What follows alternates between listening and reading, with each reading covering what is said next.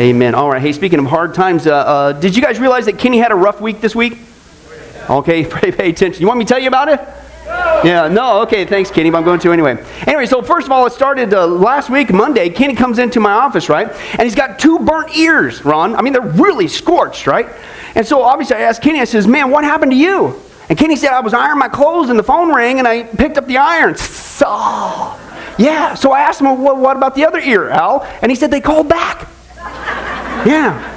And then it was Thanksgiving week, and so Lori asked Kenny to pick up an extra frozen turkey at the store, okay? But he couldn't find one big enough for the family, so he asked the stock boy, he says, hey, do these turkeys get any bigger? And the stock boy turned to him and says, no, sir, they're dead, okay?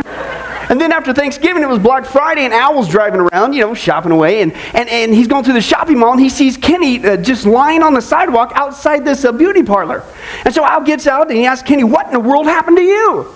And Kenny shook his head, and he's rubbing his chin there, and he says, well, the last thing I remember, Lori was coming out of the beauty parlor, and I took one look at her, and I says, well, honey, at least you tried.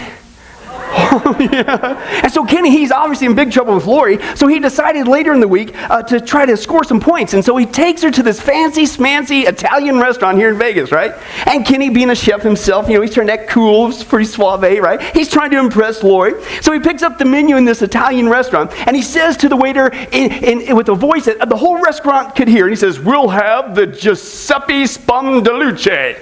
And the waiter says, I'm sorry, sir, that's the owner. Okay? And so that night, just when he thought it couldn't get worse, man, Kenny was in the bedroom watching Lori put on the cold cream on her face, right?